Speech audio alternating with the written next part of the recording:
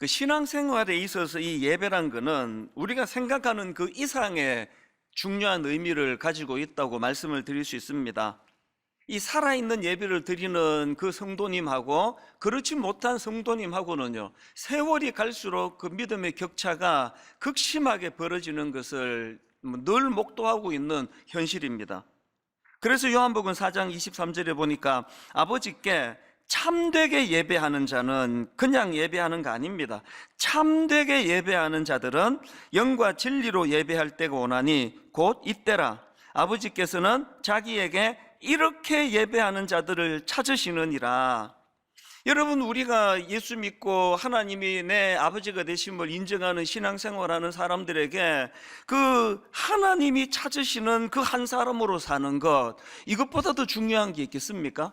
그런데 하나님께서는 그 참되게 예배하는 그 사람을 찾으신다는 것입니다. 저는 이 말씀이 가진 능력을 굉장히 많이 경험하고 살아가는 사람인데요, 목회 현장은 더 그렇습니다. 제가 분당 우리 교회를 개척하기 이전에 청소년 사역을 10년간 하지 않았습니까? 많은 그 어린 아이들과 더불어 또 청소년과 더불어 행복한 순간들이 많았는데 내 머리에 떠나지 않는 기쁨의 기억이 하나 있습니다. 제가 고3 부서 입시생을 맡을 때였는데요, 요즘도 이제 그 고3이 되면은 전국 모의고사가 굉장히 중요한 게, 이제 전국 석차가 나와야 그것을 가지고 이제 원서를 쓰는데 이게 학교가 자료를 쓴단 말입니다. 그런데 제가 고3 부서를 맡고 있던 그 상황에, 그 당시에는 이게 참 예배를 방해하는 사단의 세력은 놀랍습니다. 아주 너무나 교활하게 예배를 방해하는 게 뭐냐, 모든 학교들이 이제 그 모의고사를 학교에서 보는 게 아니라 주일날 아침에 학원에서 봐야 되는 겁니다.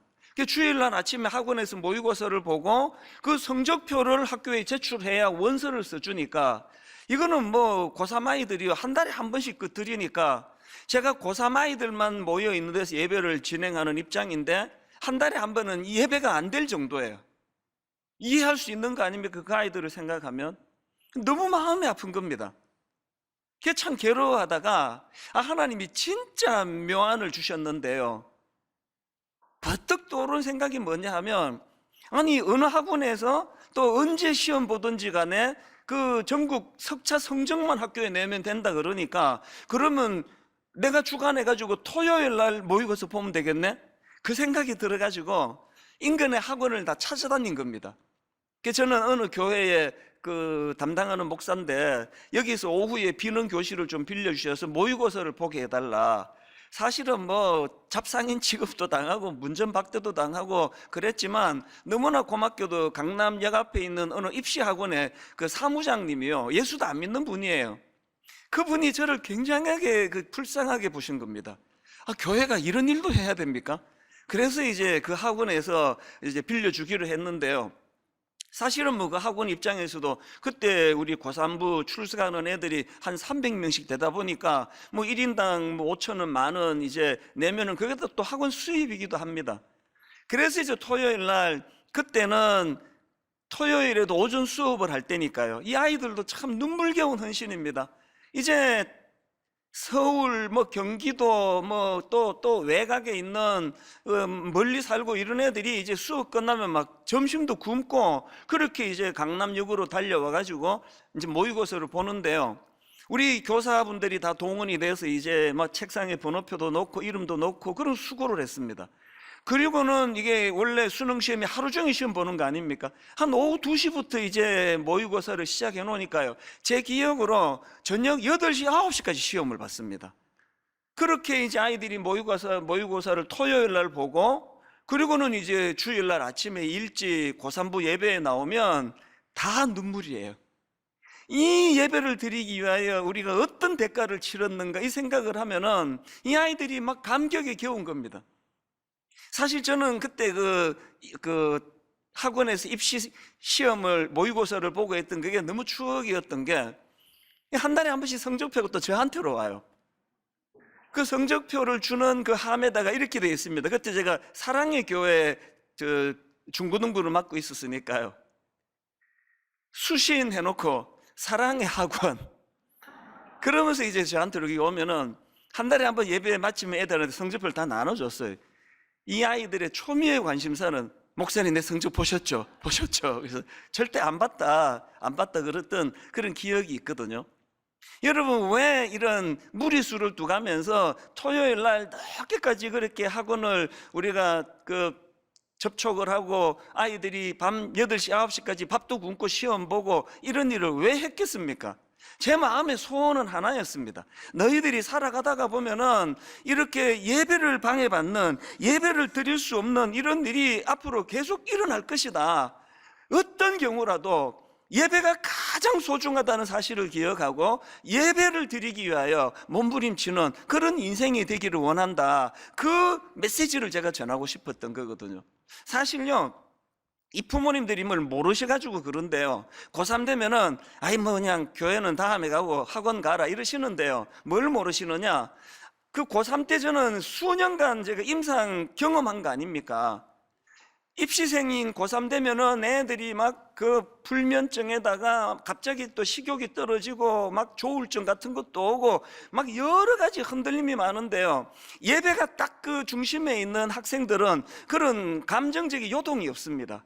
한결같은 마음으로 주일날 하나님 앞에 펑펑 울고 은혜 받고 그러면 엿새 동안이 살아갈 힘을 얻는 거거든요. 제가 종종 그런 말씀 드리잖아요. 여러분, 하나님 앞에서 우시면요, 세상에 나가서 안 울어도 됩니다. 하나님 앞에 무릎을 꿇으면 세상에 나가서 비굴하지 않을 수 있습니다.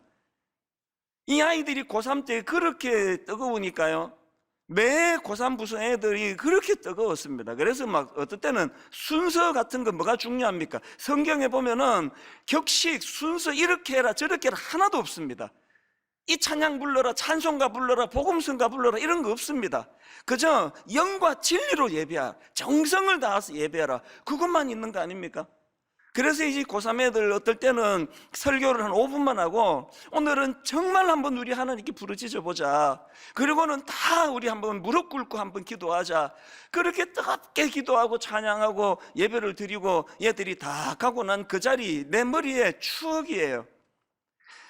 구석구석에 눈물이 흥건히 고여있는 그 자리들, 이게 고3 때만 가능한 거 아니에요? 고3 때만. 군대 처음 가가지고 훈련소에서 너무나 힘들게 훈련받고 하나님 앞에 드리는 군대에서의 첫 예배를 남자분들이 그렇게 못 잊어 하더라고요. 펑펑 울면서 가난한 마음으로 예배를 드렸던 그 예배, 저는 고3 뿐이겠습니까? 군인들 뿐이겠습니까?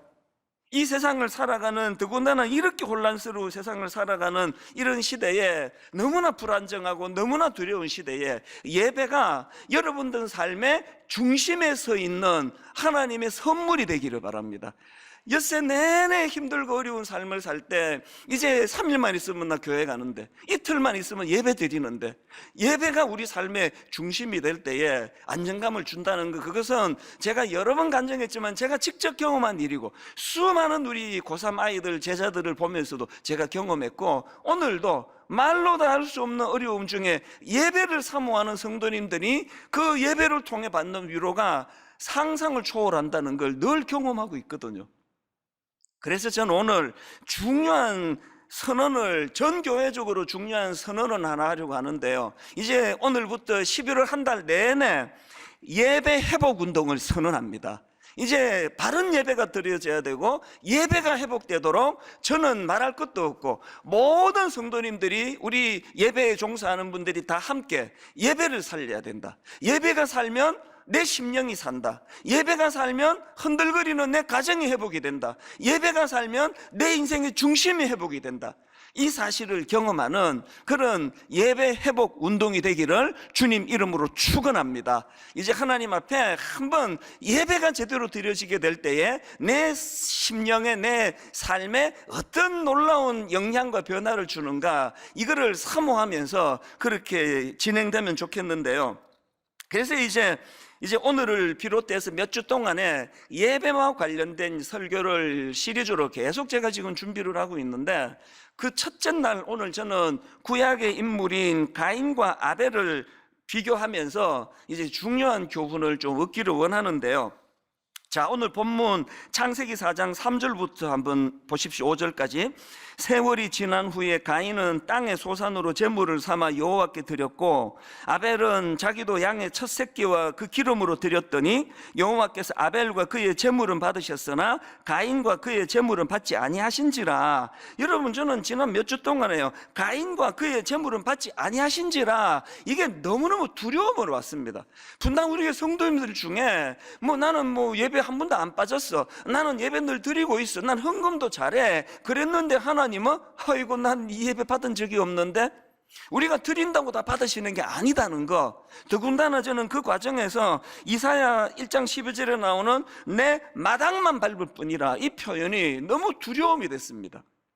자, 그 내용이 이사야 1장 11절부터 나오는데요, 세 번역으로 보십시오. 주님께서 말씀하신다. 무엇하러 나에게 이 많은 제물을 바치느냐? 나는 이제 숫 양의 번제물과 살찐 짐승의 기름기가 지겹고 나는 이제 수송아지와 어린 양과 숫 염소의 피도 싫다. 너희가 나의 앞에 보이러 오지만 누가 너희에게 이것을 요구하였느냐? 나의 뜰만 밟을 뿐이라. 개역개정 성경으로 내 마당만 밟을 뿐이라. 다시는 헛된 제물을 가져오지 마라. 다 쓸모없는 것들이다. 우리 하나님께서 지금 우리가 드리는 이 예배를 이렇게 반응하신다면요, 그 쓸데없는 짓 하지 마라, 받지도 않을 거. 어쩌면은 우리들의 신앙생활에 지금 어떤 문제가 생기고 어떤 결함이 발견되는 그 첫 출발이 여기서부터 생길 거 아닐까요? 코로나19 예배당에 못 간다고 해가지고 그저 그냥 비스듬하게 들어 누워가지고 잠옷 입고, 이게 지금 드라마를 보는 건지 예배를 드리는 건지 느지막하게 설교만 들으면 되지 그렇게 하고 나 오늘 예배 드렸다고, 그건 착각이라는 거예요. 하나님은 그런 예배를 안 받으신다는 겁니다.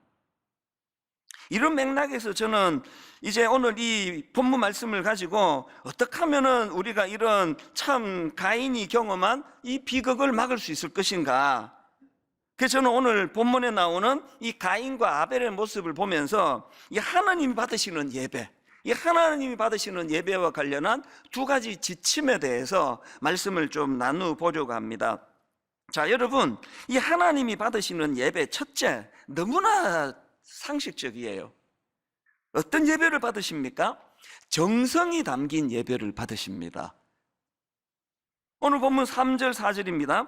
세월이 지난 후에 가인은 땅의 소산으로 제물을 삼아 여호와께 드렸고 아벨은 자기도 양의 첫 새끼와 그 기름으로 드렸더니 여호와께서 아벨과 그의 제물은 받으셨으나.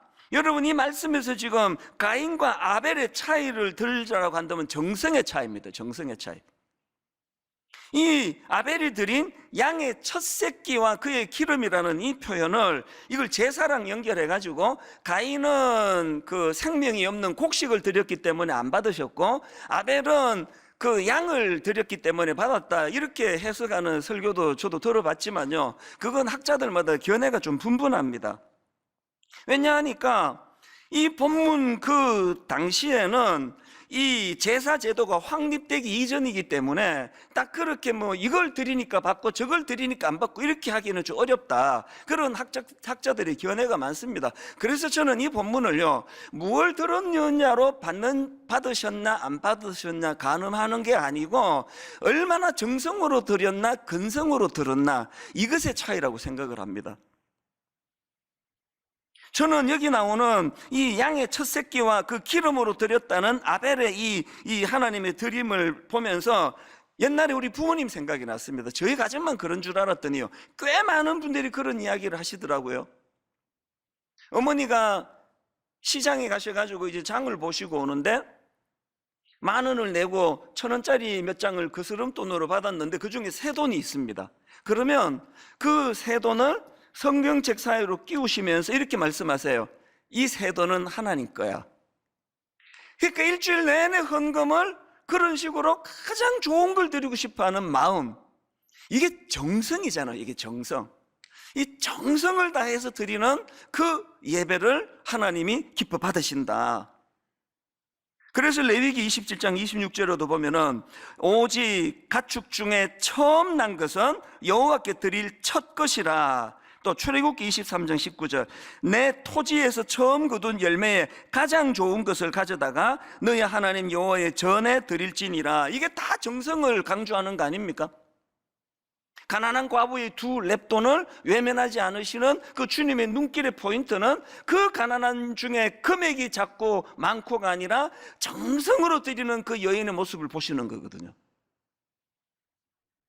제가 목회하는 가운데 참 잊혀지지 않는 이런 기억들이 파편으로 제 머리에 남아 있는데요, 그 중에 뭐 한두 청년이 아니지만 유난히 인상에 남는 어떤 청년이 있습니다.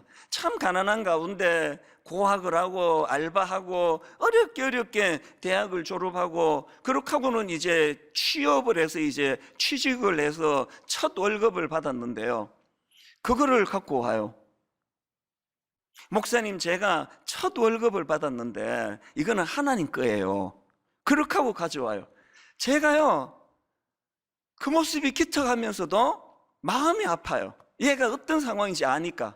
근데 진심으로 돌려주고 싶은 겁니다. 마음 다 받았다, 이거 도로 받으셨으니까 이거 도로 가져가라. 근데 진심으로 돌려주고 싶은 때가 있었습니다. 그러나 저한테 준 게 아닌데 제 마음대로 뭐 받고 안 받고 할 권한이 없잖아요. 그 귀한 첫 월급을 받으면서도 마음이 아픈 거예요. 그거를 건네주면서 이 아이가 던지는 그 한마디가 늘 제 목회에 뼈아픈 지침이 되는 겁니다. 목사님, 이 첫 월급으로 교회가 꼭 필요한 곳에 써주세요. 그런 헌금을 그저 흥청망청 뭐 제멋대로 쓸 수 있겠습니까? 그건 벌 받을 짓 아닙니까? 교회 규모가 커서 헌금 액수가 많아지는 거지, 이 헌금 드리는 한 분 한 분 모두가 이런 마음으로 드리는 거 아닙니까? 그야말로 이게 땀의 결정체, 이 눈물의 결정체. 그 한 달 동안 수고한 그 땀의 열매를 일부를 떼서 하나님께 드리는데 부들부들 떨면서 써야 된다고 생각합니다. 이런 맥락에서 저는요, 우리 교회 교역자들에게 자주 하는 이야기가 이겁니다. 목회자인 우리 자신도 최선을 다해 헌금해야 되지만 더 중요한 것은 이렇게 성도님들이 정성으로 내주신 헌금을 잘 관리하고 잘 사용해야 된다. 한 푼도 허튼 데 쓰면 안 된다. 저는 교회에서 뭐 행사하고 뭐 흥청망청 남는 거 보면은 막 화가 나요. 아니, 딱 맞게 준비하면 되지. 그리고 약간 모자라면 집에 가서 밥 먹으면 되는 거지. 이렇게 20명 오는데 30명 분하고 이렇게 흥청망청 해가지고 쓰레기가 많은 거 이거 되는 거냐고. 아마 너무 쪼잔해 보이는지는 모르지만 교역자실에 갔는데 사람도 없는데 에어컨이 켜져 있고 그러면 이 언놈이 이런 짓을 안 하냐고 막 화가 나요. 어느 분이 이런 짓을 했는지 화가 나요. 자기 집에서도 일어나? 솔직히 말씀드리면요, 여름이 되고 그러면 어지간하면 저 혼자 있을 때 에어컨 잘 안 큽니다. 교회에서는 뭐 집에서도 안 켜지만. 설교 준비할 때는 가장 좋은 컨디션으로 잘 준비해야 되기 때문에 말씀 준비하고 묵상할 때는 제가 에어컨을 켭니다만 그 외에 별로 그럴 때는 전기 하나로도 아끼는 거, 그건 이 정성의 문제 아닙니까? 이런 점에서 저는 우리 교회 재정장로님 전부 모든 교회가 다 그러리라고 생각합니다만 정말 존경스러워요. 아니 이게 교회의 재정이 그 장로님 개인 것도 아니고 그런데 그렇게 그냥 아껴 쓰라고 어디 쓸 거냐고 사인 하나 받기가 그렇게 힘들어요. 그래서 어떨 때는 또 장로님 오해도 받습니다. 너무 까다로운 거 아니냐고, 이 상처받을 것 같다고. 그거 다 감수하시면서도 왜 그렇게 하시느냐고요. 그게 이분에게 맡겨진 정성이거든요. 우리가 그 드림센터를 매입할 때 건축원금을 안 했지 않습니까? 빚으로 저것을 했는데 지금 거의 다 갚아갑니다. 이 장로님 마음의 중심을 제가 알아요. 이제 2년 있으면 저 드림센터를 사회에 환원해야 되는데 이거 빚 다 갚고 이거 환원해야 될 거 아니냐, 그런 마음의 중심을 가지고 허리띠를 졸라매고 그게 이 장로님이 하나님을 향한 사랑의 표현 아닙니까? 시무 장로님, 또 사역 장로님, 또 무임 장로님, 모든 교회 지도자들이 저는 그런 정신으로 하기 때문에 교회가 든든히 세워져 간다고 믿거든요. 성도님들은 아벨처럼 정성을 다해서 옛날 어른들이 그랬던 것처럼 가장 좋은 것을 하나님께 드리는 마음으로 헌금을 하시고, 또 교회는 그 헌금을 부들부들 떨리는 마음으로 한 푼이라도 허튼 데 쓰지 않으려고 긴장하면서, 그것들이 다 아벨의 정신이라고 저는 믿습니다. 제가 앞에서 고3 아이들이 토요일 날 모의고사를 보느라고 그 이야기를 드렸는데, 그게 그 어린아이들의 정성이거든요. 점심도 안 먹고 달려오고, 또 한 300여 명 애들이 많으니까요. 그 고3부 교사들은 토요일 날 다 자기들 뭐 데이트도 하고 뭐 밀린 일도 하고 해야 되는데, 토요일 와서 밤늦게까지 애들 시험 감독하고 뒷바라지하고, 그것들이 다 정성이라, 다 정성. 그렇게 예배가 토요일서부터 정성으로 시작이 되니까 그 눈물로 예배가 드려지는 그 펑펑 우는 아이들의 그 모습들, 그리고 그 행복해하는 그 모습들이 가능했다는 것입니다. 저는 저와 여러분 모두가 다 정말 뭐 코로나19로 교회에 못 오고 이런 것들이 중요한 게 아니라, 어느 곳에서 예배를 드리든지 간에 지존하신 그 하나님 존전에, 그래서 아벨처럼 정성을 다해서 예배하는 그런 성도님들이 되시기를 바랍니다. 그런가 하면 또 하나, 여러분 누구를 의식하며 신앙생활 하시는지, 여러분 누구를 의식하며 드리는 예배인지 늘 점검하셔야 됩니다. 이 점에서 제가 다윗을 너무나 존경하는 거 아닙니까? 구약의 역사 중에 참 비극적이었던 역사가 하나 있는데요, 블레셋과의 전쟁 과정에서 하나님의 임재의 상징인 언약궤를 빼앗겨 버립니다. 적들에게 오래 방치가 돼 있었는데, 다윗이 왕으로 있을 때 드디어 빼앗긴 언약궤를 이제 예루살렘으로 다시 되찾아오는 그런 놀라운 일이 벌어졌는데요, 그 과정에서 다 아시잖아요. 이 하나님의 임재의 상징인 언약궤가 다시 들어오는 걸 보면서 왕이고 뭐고 막 체면 다 벗어 던지고 막 춤을 췄나 봐요. 그래서 막 바지가 흘러내릴 정도로. 그랬더니 또 또 아내가 그 미갈이 뭐라고 또 어떻게 처신머리 없이 왕이 그러느냐고 그렇게 또 핀잔을 주네요. 그런데 여러분, 그런 내용을 담고 있는 이 사무엘하 6장에서 내가 이 다윗의 진면목을 하나 발견을 했습니다. 자, 6장 20절입니다. 사무엘하 6장 20절. 아내 미갈이 이렇게 지적합니다. 다윗이 자기의 가족에게 축복하러 돌아오매 사울의 딸 미갈이 나와서 다윗을 맞으며 이르되, 이스라엘 왕이 오늘 어떻게 영화로우신지 방탕한 자가 염치 없이 자기의 몸을 드러내는 것처럼 오늘 그의 신복에, 그 다음 보세요, 누구를 의식합니까? 계집종의 눈앞에서 몸을 드러내셨도다 하니, 지금 미갈이 사람을 의식해서 그 계집종 앞에서 그런 추한 모습을 보였다 그랬더니요, 그 말을 받은 다윗이, 남편이 바로 그 다음 21절에서 이렇게 대답합니다. 21절입니다. 다윗이 미갈에게 이르되, 이는 여호와 앞에서 한 것이니라. 그가 내 아버지와 그의 온 집을 버리시고 나를 택하사 나를 여호와의 백성 이스라엘의 주권자로 삼으셨으니 내가 여호와 앞에서 뛰놀리라. 그 다음 22절. 내가 이보다 더 낮아져 스스로 천하게 보일지라도. 지금 미갈의 관심은 사람들이에요. 아니, 이 사람들이 우리 남편은 뭐로 생각할까? 아니, 이 사람들이 이렇게 남편이, 왕이 막 바지까지 흘러내리면서 춤을 추면 이게 그냥 이 채통머리가 없는데, 온통 사람을 의식하고 있을 때, 미갈이 그렇게 하고 있을 때 다윗의 관심은 온통 하나님이에요. 온통 하나님께만 집중하다가 보니까 어떻게 하다 보니까 바지가 흘러내리는데 그 하나도 민망하지 않아요. 하나님께 너무 뜨거운 마음으로 경배하다 보니 그럴 수도 있는 거지, 아무렇지도 않은 거예요. 여러분, 여러분의 생각에 머무는 그게 고뇌가 되는 거거든요. 누가 좀 못생겼다 그러면 막 죽고 싶고 괴로워하는 건 자기 생각에 초점이 얼굴에만 가 있어서 그래요. 저보고 한번 얘기해 보세요. 제가 상처받는가? 관심이 없는 그곳에서는 상처가 없습니다. 온통 관심이 채통, 체면, 사람들이 나 어떻게 볼까? 사람들이 나 어떻게 생각할까? 여기에 몰두하면 사단은요, 공격의 귀재입니다. 그것만 공격하는 거예요. 맨날 상처받는 거예요. 좀 오해 좀 받아도, 좀 오해받아가지고 누가 욕 좀 해도, 처음에는 기분 좀 나빠도 그냥 마음이 거기에 안 담겨 있으면 사탄이 어떡하겠습니까? 다윗이 지금 그런 모습을 보이는 거 아닙니까? 여러분은 어떤 신앙생활을 영위하세요? 미갈과 같은 신앙생활을 하시는 분 꽤 많으시잖아요. 그저 저 김 집사가 나 어떻게 볼까? 내가 그래도 이번에 권사가 됐는데 말이야. 내가 저 장로인데. 미갈의 연약함을 뛰어넘어 다윗처럼 나는 여호와 하나님을 바라보고 하나님을 의식하고. 제가 최근에 그 미국에 있는 저희 누나랑 통화를 하다가 참 감동을 받은 대목이 하나 있습니다. 뭐라고 얘기하는가 하니까 이 목사가 그 4월인가 뭐 광고 시간인가 제가 그랬대네요. 또 기억도 나기도 하고요. 이제 이 코로나19로 가정에서 예배 드린다고 복장을 잠옷 입고 아무렇게나 하시면 안 된다고. 그래서 하나님 존전에서 예의를 갖추고 복장을 갖추고 예배를 드리라고. 제가 그 광고를 한 그날부터 저희 누나 부부가 저 말이 맞다 그래가지고요, 다 지금 뭐 아들 딸 시집 장가 가가지고 뭐 노부부만 집을 지키고 아무도 없습니다.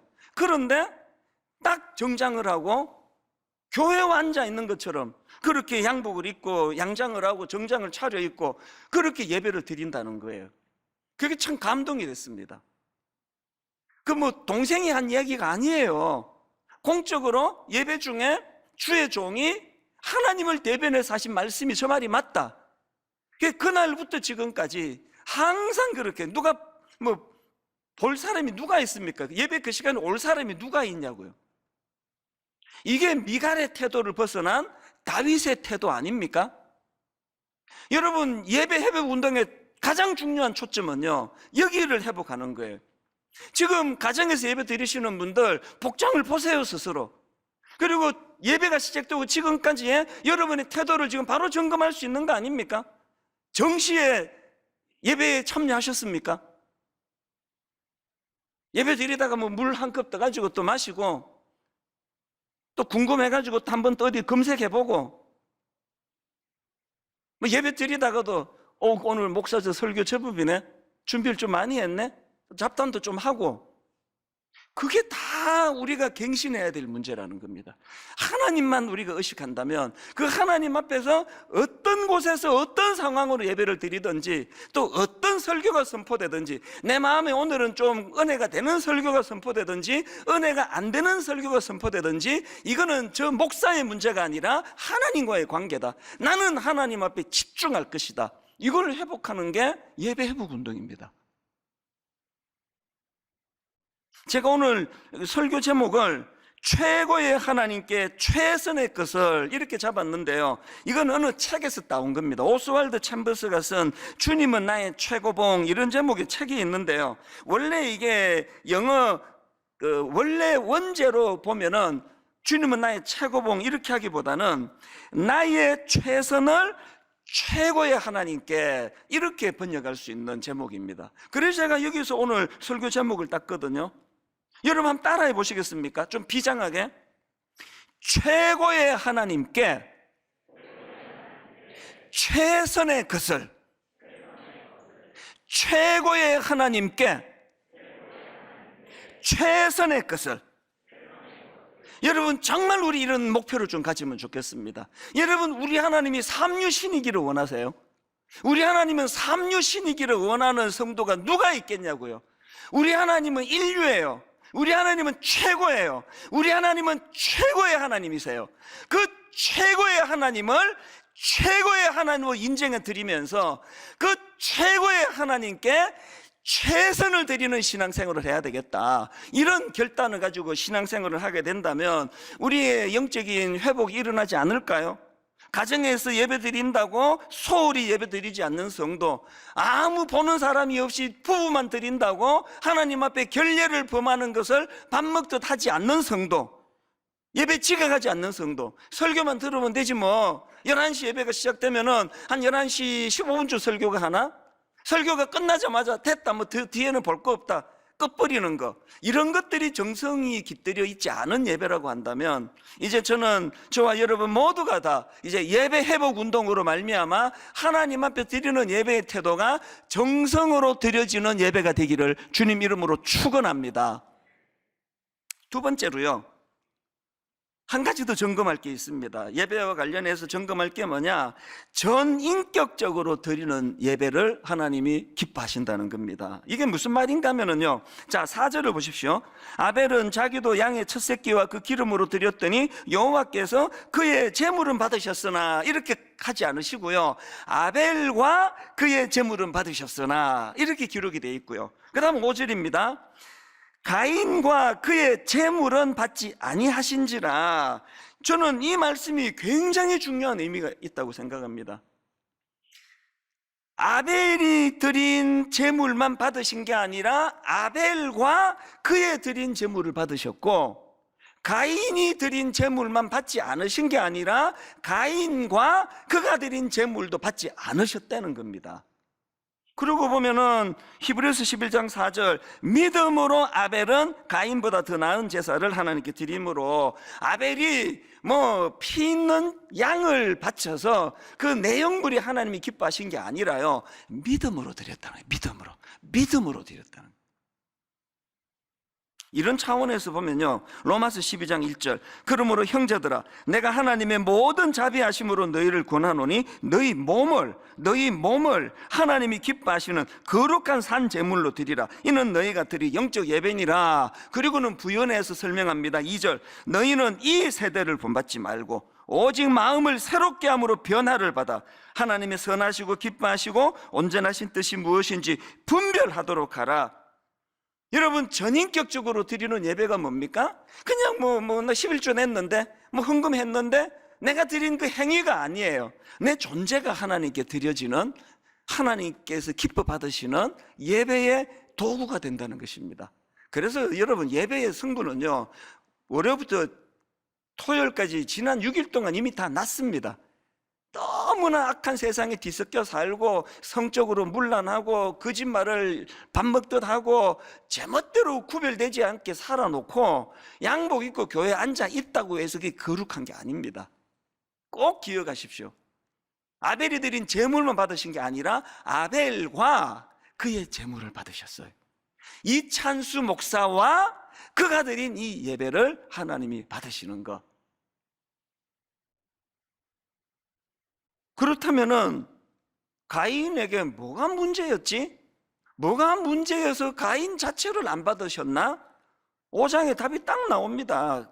가인은요, 하나님의 권위를 인정하지 않는 겁니다. 5절입니다. 가인과 하나님께서요, 가인과 그의 제물은 받지 아니하신지라 그랬더니 가인이 몹시 분하여 안색이 변하여 하나님의 하신 일을 승복하지 않는 태도. 그런가 하면은 7절, 내가 선을 행하면 어찌 낯을 들지 못하겠느냐? 선을 행하지 아니하면 죄가 문에 엎드려 있느니라. 죄가 너를 원하나 너는 죄를 다스릴지니라. 하나님이 지금 무섭게 경고하셨는데 그 말씀을 무시하고 바로 그 다음 8절, 가인이 그의 아우 아벨에게 말하고 그들이 들에 있을 때에 가인이 그의 아우 아벨을 쳐 죽이니라. 말씀에 영향을 받지 않는 태도 안 받으세요. 그런 예배 안 받으십니다. 우리가 하나님 앞에 정성으로 드리는 것도 중요하지만 내 존재가 말씀의 영향을 받는 거예요. 그래서 여러분, 예배가 맨 처음 시작할 때 참회의 기도를 드리잖아요. 내 자력으로는 하나님 말씀에 순종해서 그 아우를 죽이지 않을 힘이 없사오니, 그래서 아버지 지난 엿새 동안도 부끄러운 자리에 참 많이 빠졌사오니 이제 내가 예배자로 나아갈 때에 참회하며 회개하기를 원합니다. 여러분, 그 회개 기도를 드릴 때 과거의 것만의 청산이 아니에요. 하나님이 회개 기도를 드리는 동시에 내일부터 엿새 동안의 삶은 예배 중에 주신 그 은혜를 가지고 이길 힘을 주님을 의지하여 공급받기를 원합니다. 이게 예배거든요. 최근에 저는요, 이제 이 복지재단을 조금 더 강화하려고, 조직을 좀 강화하려고 이제 컨설팅을 좀 받고 싶어서, 우리 교회 안에 그런 전문가들이 많으세요. 그래서 이제 그 전문가 집사님을 제가 좀 뵙자 그랬는데요, 그날 도움도 많이 받았지만 너무나 감동을 받은 게 하나 있습니다. 와, 진짜 감동이 되대요. 아니, 어른이요, 저보다도 연세가 많은 분이에요. 우리 맨 예배 시작을 이 찬양으로 하지 않습니까? 지금 서 있는 이곳에서 높임을 받으소서. 내가 밟는 땅 주님의 땅이니. 이 찬양을 부르다가요, 이분이 어느 예배에 맨 이 찬양 뒷부분에서 마음이 무너져 버렸다는 거예요. 그래서 이 연세가 드신 어른인데요, 뭐 아직 그렇게 많이 드신 건 아니라 할지라도 오열을 터뜨리고 털썩 주저앉아가지고 흐느껴 울었다는 겁니다. 어느 대목이 그랬느냐, 이 찬양 맨 끝에 이렇게 부르잖아요. 찬양하며 주님을 예배할 때 하늘 가득한 주의 영광 보리라. 나를 통하여 나의 입술을 인하여 주의 이름 높임을 받으소서. 어느 대목에서 무너졌느냐, 이 찬양을 부르는데 성령께서 그 마음을 두드리시는 거 아닙니까? 직장 생활을 하면서 이분이 이제 뭐 간부로 계시니까요, 이제 너무나 자기가 그 직장에 있는 그 부하 직원들을 향해서 그들을 힘들게 하고 그저 이 주어진 목표를 달성하도록 밀어붙이고 했던 것들이 마음에 확 이제 막 필름으로 보여진 것 같아요. 그것이 가책으로 다가온 거예요. 그래서 이제 이분이 무너졌던 게요, 이 찬양, 나를 통하여 나의 입술을 인하여 주의 이름 높임을 받으소서. 이 찬양 앞에 너무나 가슴 아프게도 하나님이 높임을 받으셔야 되는데, 그저 직장에서 내 업적 남기기 위하여, 그저 직장에서 내 인정받기 위하여 그렇게 내가 직장 생활을 했었노라고 털썩 주저앉아가지고 엉엉 우셨다는 거예요. 엉엉. 와, 그 점잖은 신사분이, 그래서 이제 보통 때는 이제 부부가 같이 예배를 드리면 주로 권사님이 그렇게 우신대요. 권사님이 그렇게 우시면은 이제 남편이 달래고, 또 너무 그렇게 심하게 울지 마라, 사람들이 내가 뭐 가정에서 때리는 줄 알겠다, 이제 농담으로 막 그렇게 달래고 하는데, 그날은 남편이 털썩 주저앉아서 펑펑 우시니까요, 그 권사님이 아내 되시는 분이 너무 놀라신 거 아닙니까? 아니 무슨 일이 있냐고, 왜 그러냐고. 그랬을 때 이런 자기의 마음을 아내에게 나누는데 그 아내가 위로를 해주고, 여러분 너무나 아름다운 부부의 모습 아닙니까? 이게 예배예요. 가인처럼 말씀에 귀를 기울이지 않고 말씀이 선포돼도 무시해버리고 뭐 할 일 다 하고 뭐 죽여버리고, 그게 어떻게 예배자입니까? 오늘 저와 여러분 모두가 다 매 예배 드릴 때마다 하나님께서 내 마음을 두들겨 늘 내 아내에게 내가 이렇게밖에 못하는 게 옳은 건가? 내가 남편을 더 잘 섬겨야 되는 거 아닌가? 내가 연로하신 부모님에 대하여 이렇게 내가 그냥 방치해 놓은 게 옳은 일인가? 이 모든 것들이 예배 가운데 내 안에서 일어나고 거기에 반응해 나갈 때 점점 주님을 닮아가는 성화가 예배 중에 일어날 줄로 믿습니다.